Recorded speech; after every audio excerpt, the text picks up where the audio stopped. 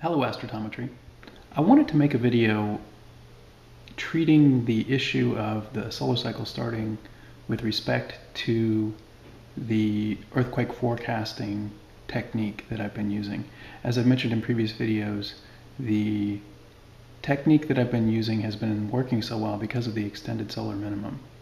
Because of the calmness of the sun, the electromagnetic field between the Earth and the sun has been such that forecasting the events has been a much easier thing than it would be if there were a lot of coronal mass ejections and disturbances in the current sheet that make the magnetic field correlations between the sun and the earth asymmetric.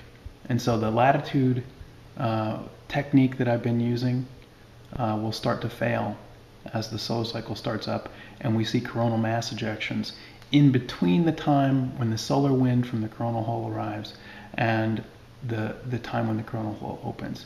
So in other words, there's this period of time, about 7 days, when the coronal hole opens, that the solar wind theoretically escapes, heads towards the Earth, and then what we've seen in this last forecast is there was a coronal mass ejection.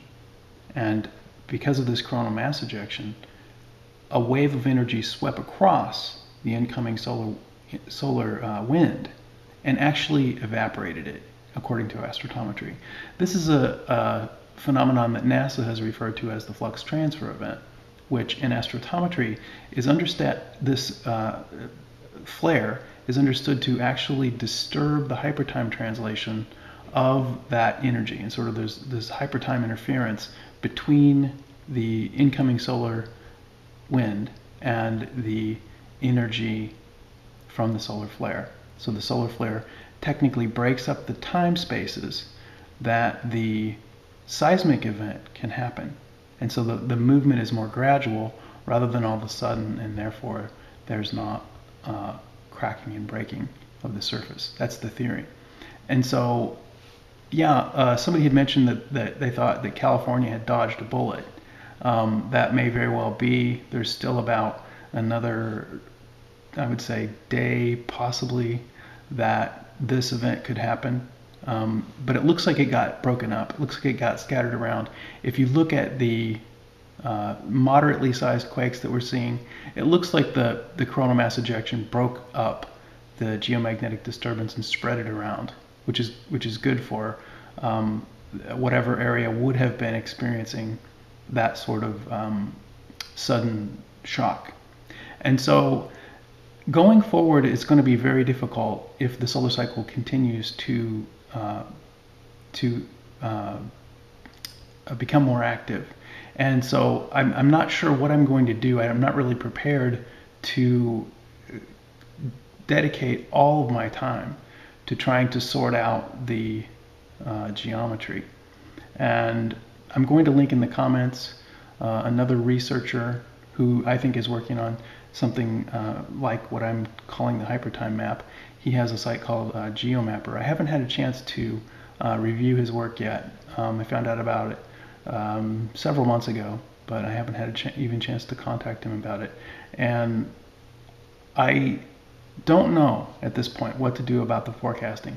I don't want to put it on hold, but at the same time, the accuracy of the forecasts is going to decrease, and so the technique that I've been using will begin to fail unless I come up with better compensatory sort of techniques. And there's a lot of people in the solar sciences that are working on modeling the magnetic effects of the various active regions.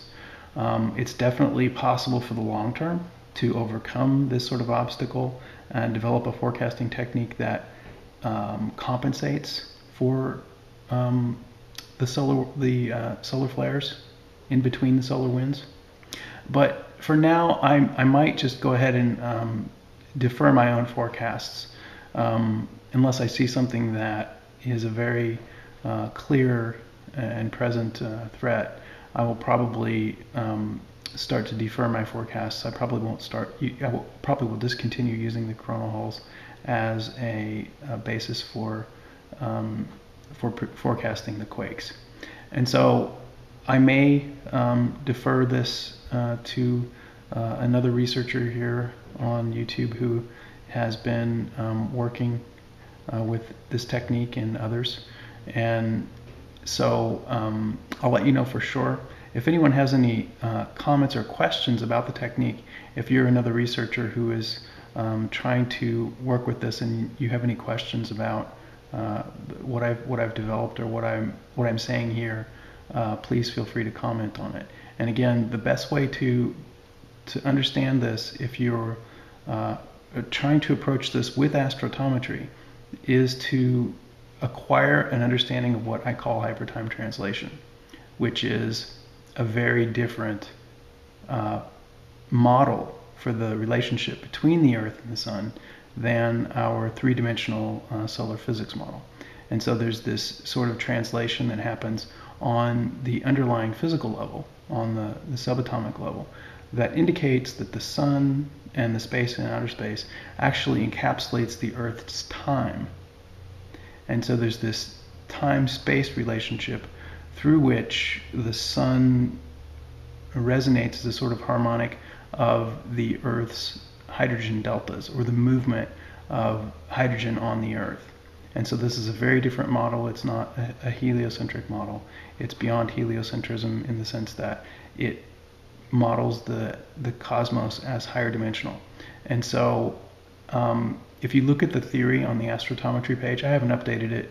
I think it's been in 4 or 5 years, but I'll try to do that. I'll try to go in there and work with the jargon a little bit and correct the misspellings and punctuation errors and the little grammatical problems. But anyway, if you have any questions about any of it, please let me know. I'm very interested to sort of get the earthquake forecasting up and running, as quickly as possible. And unfortunately, it's not going to be as easy as the solar cycle starts up. On the bright side, it looks like we're having a gradual upswing in the solar cycle, which I was concerned about it starting abruptly and causing a lot of problems. We're having a gradual start, which is great news, I think, for the Earth's stability and the general aspects of its continuity. So thank you for watching and your support, and I'll try to make a more sort of summary video of the earthquake research so far, giving detailed information on the technique and what's worked and what hasn't, and sort of go over everything. That's one of the things I want to do next, is sort of look back and see what worked and what didn't, and just sort of sort things out. So thanks. Take care.